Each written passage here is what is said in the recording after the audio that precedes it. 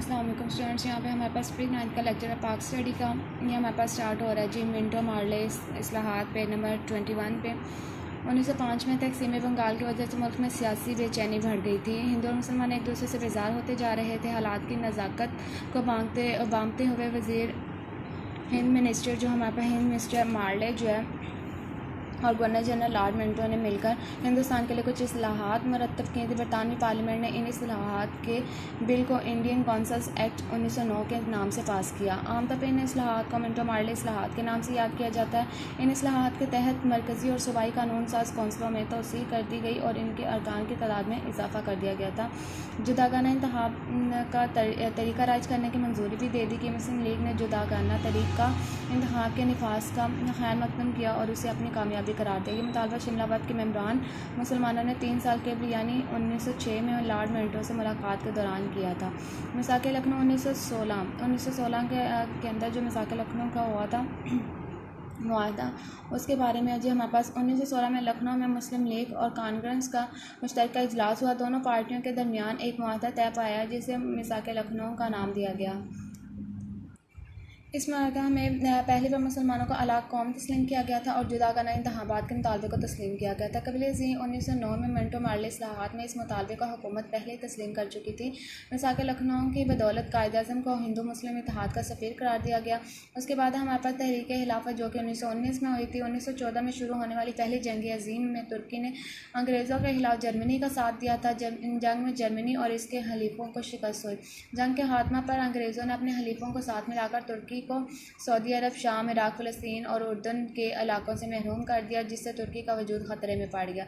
इस तरह तुर्की की खिलाफत को बचाने के लिए बरसगीर के मुसलमानों ने 1919 में एक मुल्क गिर तहरीक का आगाज़ किया, जिसे तहरीक खिलाफत के नाम से याद किया जाता है।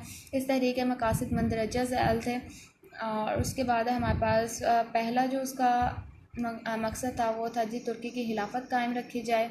पहला था जी तुर्की की खिलाफत कायम रखी जाए। उसके बाद दूसरा मकसद था जी मुसलमानों के मुक़द्दस मकामात तुर्कों की हिफाजत में रहें और तीसरा उसका मकसद था जी तुर्की की हदूद में तब्दीली ना की जाए।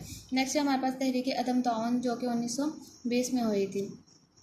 इस तहरीक के अहम मकासद हस्ब ज़ैल थे हुकूमत के साथ अदम ताउन और उसके बाद है हमारे पास सरकारी मुलाजमतों को तर्क करना, फ़ौज में मुसलमानों का भर्ती ना होना, अंग्रेज़ी मसनूआत का बाइकाट, अदालती बाइकाट, बच्चों को स्कूलों और कॉलेजों में ना भेजना, अंग्रेज़ों के अता करदा खिताबात वापस करना। नेक्स्ट है हमारे पास तहरीक हिजरत, यानी कि जब उन्होंने हिजरत की थी वो हमारे पास क्या है।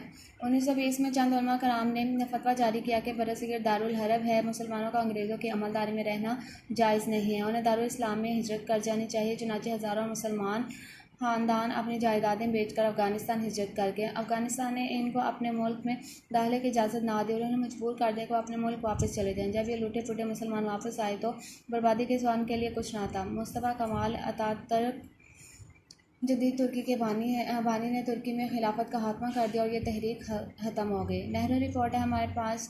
नेहरू रिपोर्ट जो कि 1928 में हुई थी। नेहरू रिपोर्ट ने मुसलमानों के साथ माजी में किए गए मुआहदा लखनऊ पर पानी फेर दिया और जुदागाना इंतखाब के असूल को रद्द करते हुए इन तमाम तहफ़्फ़ुज़ात को मानने से इनकार कर दिया जो मुसलमान अपनी तरक्की और बका के लिए लाजमी समझते हैं। नेहरू रिपोर्ट की वजह से दोनों कौमों के माबैन ताल्लुकात ख़राब हो गए थे। उसके बाद हमारे पास कायद-ए-आज़म के 14 निकात जो कि इंतहाई इम्पोर्टेंट है बोर्ड पॉइंट ऑफ व्यू के लिहाज से भी। कायद-ए-आज़म मोहम्मद अली जिन्ना ने नेहरू रिपोर्ट को मानने से इनकार कर दिया। आपने 1929 में 14 निकात पर मुश्तमिल दर्ज रहनुमा असूल पेश किए। नंबर 1 है जी आइंदा आइन वफाकी तर्ज का हो जिसमें सूबों को ज़्यादा खुद मुख्तारी दी जाए। नेक्स्ट हमारे पास तमाम सूबों को एक ही असूल पर दाखिली खुद मुख्तारी दी जाए। नेक्स्ट है सूबों में अक़लियतों को मुनासिब नुमाइंदगी दी जाए। उससे नेक्स्ट है जी हमारे पास मरकज़ी असम्बली मुसलमान मेंबरान की तादाद 1/3 से कम ना हो। और 5th पॉइंट हमारे पास जुदागाना इंतखाबात का असूल हर फ़िरका पर लागू होना चाहिए।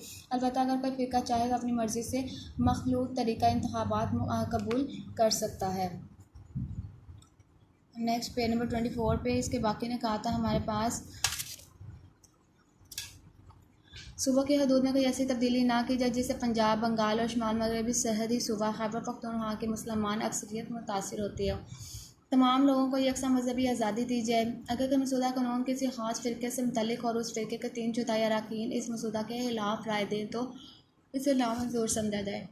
नेक्स्ट पॉइंट है हमारे पास, सिंध को बम्बई से अलग करके एक सूबा बना दिया जाए और उसके बाद अजीब बलूचिस्तान और शुमाल मगरब सरहदी सूबा में दीगर सूबों की मानद इस्लाहात नाफिज की जाए। सरकारी मुलाजमतों में मुसलमानों को उनकी अहलियत और तनासुब के लिहाज से हिस्सा दिया जाए। मुसलमानों का मजहबी और सकाफती तहफ़्फ़ुज़ दिया जाए। सूबाई और मरकज़ी वजारतों में मुसलमानों को कम अज़ कम 1/3 नुमाइंदगी दी जाए। 14 पॉइंट है हमारे पास, आइन में सूबों की मर्ज़ी के बगैर कोई तब्दीली ना की जाए। कायदे मोहम्मद अली जिन्ना के 14 निकात का तजिया किया जाए तो ये कहना बेजाना होगा कि कायदे मोहम्मद अली जिन्ना ने न सिर्फ मुसलमानों के सियासी हक़ूक़ की तर्जुमानी की बल्कि हिंदुस्तान में दस्तूरी इस्लाहात का बुनियादी ढांचा भी मुहैया कर दिया। अब यहाँ तक 14 निकात तक कम्प्लीट जितना मैंने लेक्चर दिया ये सारे का सारा आप लोग लर्न करेंगे।